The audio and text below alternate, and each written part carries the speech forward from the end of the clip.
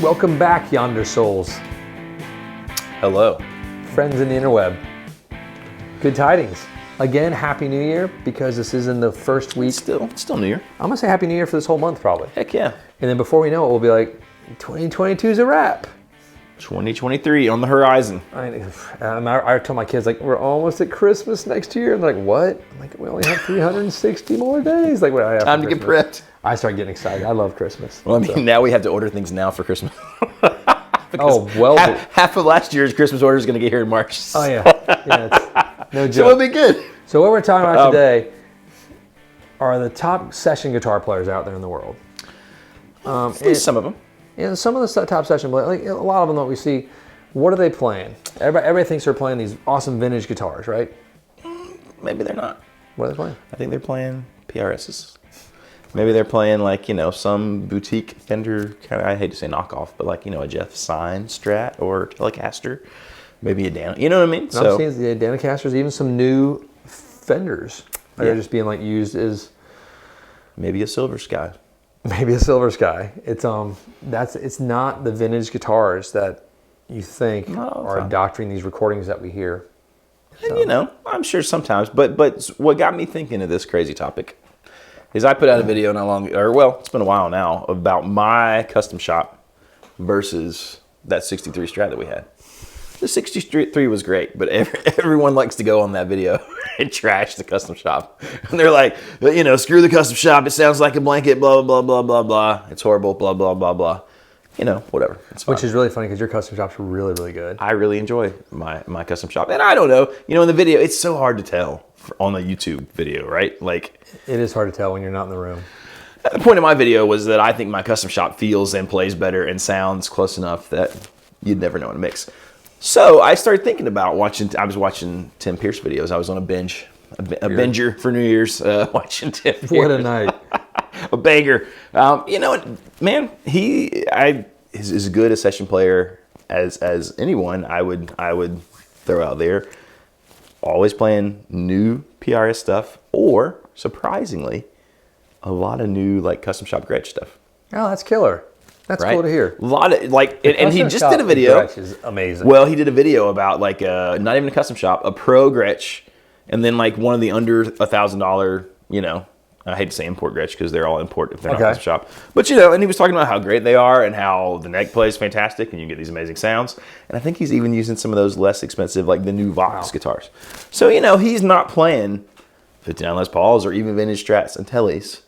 Now, Tom Bukovac, our good old Uncle Larry, I know that he plays some vintage Gibson stuff, right? He's got vintage stuff, but also plays a ton of PRS and plays a ton of those, I think the Jeff Sign, Fender-esque things, some Duesenberg stuff. So it's just funny. You would think if vintage stuff was really, now that it's not super cool, it's kind of like a muscle car. Like having it is great, right? But if you got an awesome muscle car, you're probably going to spend as much time working on it as you are driving. And that's the weekend car. You bring out, sort of show off to your friends and take a cruise with your lady. There you go. Or your fella. Or your cat. And probably Derek said this, in studio time is money, right? So maybe a nice new shiny PRS. Something that sounds good and works right. Right now is in tune. And isn't going to be like, you're not spending 30 minutes intonating and setting up a guitar. Right. Now, what kind of amps are they using? Old amps. So new guitars, vintage amps. That's the magic formula, maybe. Because I got that 67 Super that we just bought from that awesome cat who's from Wilson, North Carolina, actually. Yeah. Land of the top stockbroker in North Carolina, Chris Collins at Edward Jones. Bam. If you want to feel financially safe and like fishing and hunting, and you don't like spending a lot of commission money, check him out. He didn't pay for this ad. And I was trying to be like an advertiser. I feel like you were going to do that and then talk about the VPN everyone should have. I think every video I watch, they're trying. I was going to dunk. You have to have a VPN. I give him the same picture of my dentist. Like Chris Collins, Edward Jones. He ain't good, but he's cheap. Nobody likes that pitch, but I think it's really funny. My dentist hates it when I say that. A good, fast, cheap pick too. No, but I bought that from him, and the idea was to buy it and then to sell it, but it's not. It's like going sitting right behind the camera.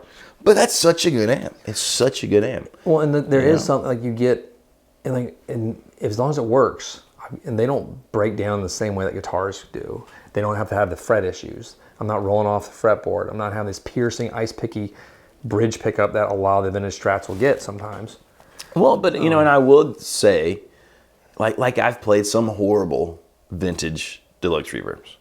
Yeah. That maybe they needed caps. The speaker was old and it was really shrill and ice picky. You know what I mean? So I don't know. It's easy to make some adjustments to amps that makes them sound fantastic. And part of the genius and the magic of old, especially Fender amps, is they're super easy if you know what you're doing to work on, to mod, to bring up to modern sort of standards. To code. Throw a speaker OSHA's in. not upset with you. Yeah.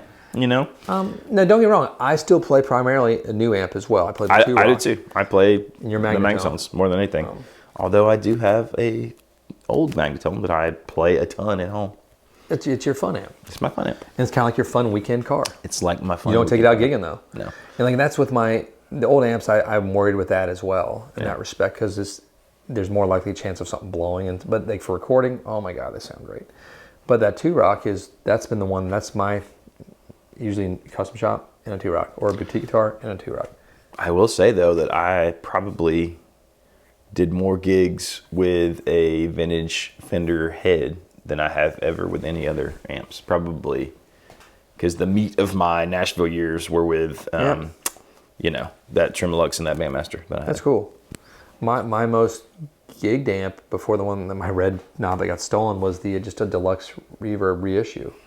I use that for all the Broadway type stuff, the Buddy Holly stuff, and it was more amp than I needed too. I could have used a Princeton, but I just like the reverb tone more than I think I do too. Princeton. It didn't have the glassiness that I didn't want that for what I was doing for those aspects. But no, it's funny. We always think that everybody's using these vintage things all across the board. It's really just tools that work, that sound great, that play great, that they can get the best art out of as quickly as possible. Yeah.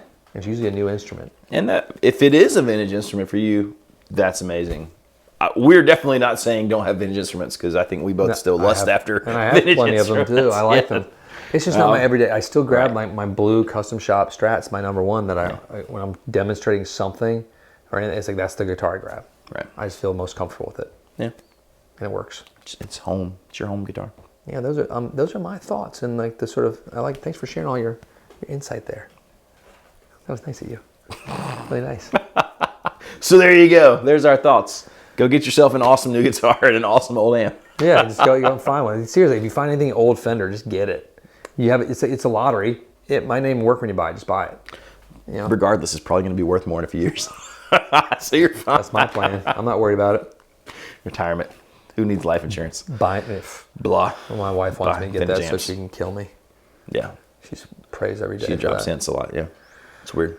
It's awkward. I know it is awkward. If you ever disappear, there, I'll know where to look. I don't have an idea. I don't have much space in my apartment, you'll smell it. Yeah, probably. Yeah, I feel like she's smart. I feel like she'll have a plan to have you somewhere. She is smart. Yeah. Now she's a town council person. Yeah. She can bury me in some landfill. She could do that. She could do that thing where she dissolves you in a barrel, like they did in Breaking Bad. That's really cool. Do you know?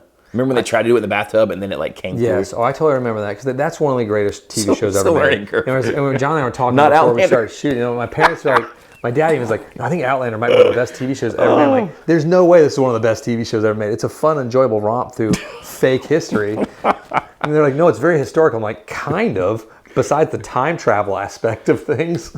I even forgot that they time travel. Oh, there's time traveling, but it's totally I gotta go watch it. I gotta go watch it. No, you don't have to. No, now I'm curious. My curiosity is piqued. Dude, it takes 7 episodes to get into it. It's a commitment. You're like, bro, I was like, I don't know, I'm gonna balance that. Are they long? Are they long episodes? An hour. Oh God. Yeah, If it was 30 minutes, it'd be different. No. It feels like they were set for a commercial, but no, Breaking Bad, brilliance. Battlestar Galactica, same production team as Outlander, brilliance too. Yeah. And Game of Thrones, first seasons. But there's the new one coming. Which could be good. Targaryens. The House of Targaryen or whatever it's called. Could be good. There's some great shows out George R.R. says it's going to be great. He says you're not going to be disappointed. Like the crushed. last 2 seasons. Like you were. Like they did us in those last ones. Why would they do that? I'm still upset. But are people going to watch that again? So I feel like it's sort of like people giving Gibson a new chance. I'm going to try new Gibson again. I mean, I do. It's like that girl that just keeps cheating on you. I know. As I still want her to pay attention to the ideal. I know. I mean, yeah, I know she slept with Jimmy and the head of the football team, but it happens. Yeah, I would have too if I was a hot blonde. I get it. It's the price you pay. I get it. I'm me. He's him. Let's take me home, John, so I can be sad and cry.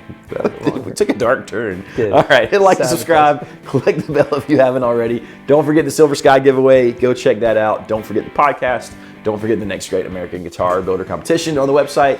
New videos for that coming soon. I know I say that every time, but I promise they actually are. We'll see you soon. And don't forget to call your parents. If they're still around, and say I love you. Or your kids. I just call to say I like you. Yeah, there you go. Can I borrow some money, Mom?